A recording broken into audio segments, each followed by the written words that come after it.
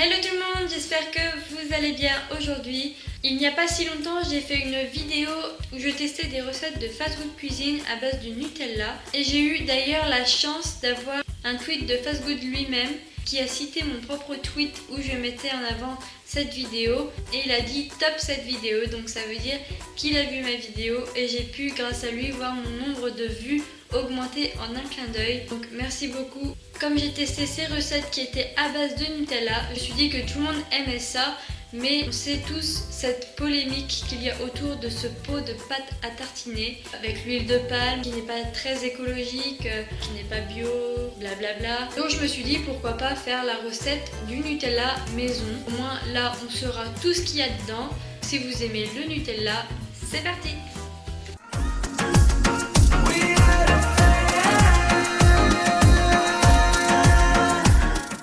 Et pour la recette, il vous faut des noisettes, du chocolat au lait, du lait concentré, de l'extrait de vanille, du sucre glace, du chocolat en poudre non sucré et de l'huile d'arachide. Ici j'ai pris de l'huile de noisette.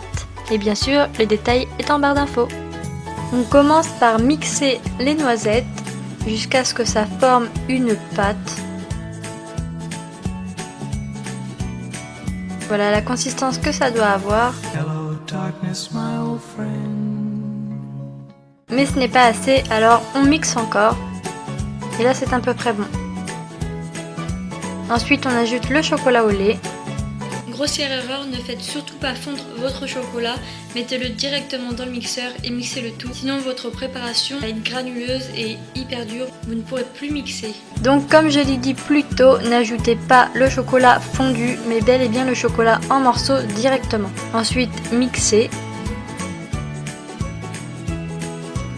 Vous avez une préparation assez liquide. Ensuite ajoutez le sucre glace, puis remélangez.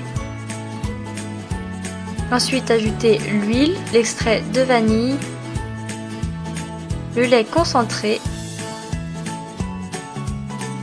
puis le cacao en poudre. Et remixez le tout jusqu'à avoir une préparation bien homogène.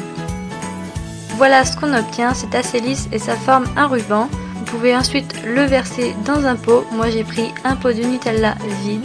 Et vous pouvez utiliser n'importe quel pot, un pot de confiture, c'est comme vous voulez.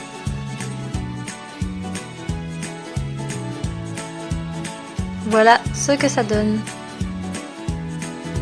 Et voilà les amis, nous avons notre pot de Nutella. Donc avec la recette, j'ai fait à peu près 400 à 500 grammes. Donc ça c'est un pot de 400 grammes. Il en restait un peu. Donc la recette doit faire environ 500 grammes. On a notre joli petit pot de Nutella maison. Il est légèrement plus foncé que le vrai. Mais bon, si c'est juste la couleur, c'est pas bien grave. On a notre Nutella. Donc c'est assez facile à faire malgré ma petite erreur, à ne surtout pas reproduire. J'ai vraiment eu peur et je me voyais déjà sans vidéo à vous proposer. Mais le destin a fait que j'ai pu réussir à la rattraper. Donc j'ai tout simplement passé au bain-marie avec un peu de lait. Maintenant on va passer à la dégustation. Donc je me munis d'une petite cuillère. Bon, là il est légèrement chaud, donc il est encore un petit peu mou. Mais il va passer 1 à 2 heures dans le frigo. C'est parti. On sent bien le goût de la noisette et du chocolat. C'est vraiment assez ressemblant sans être vraiment pareil. Par contre au niveau de la matière, j'ai l'impression qu'on retrouve vraiment la même texture que le Nutella. C'est vraiment très très bon. On a vraiment ce goût de noisette très prononcé et je trouve ça limite meilleur.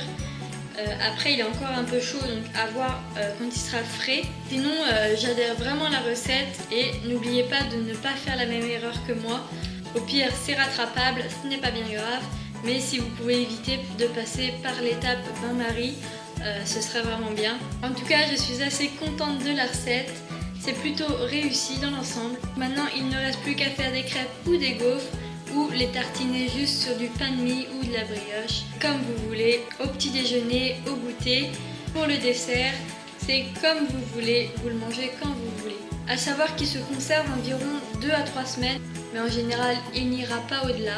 En tout cas, si la recette vous a plu, n'hésitez pas à me laisser un gros pouce bleu, je compte sur vous. N'hésitez surtout pas à partager la vidéo pour que beaucoup plus de gens puissent voir mon travail et donc me connaître. Si ce n'est pas déjà fait, n'oubliez pas de vous abonner, on est déjà plus de 100.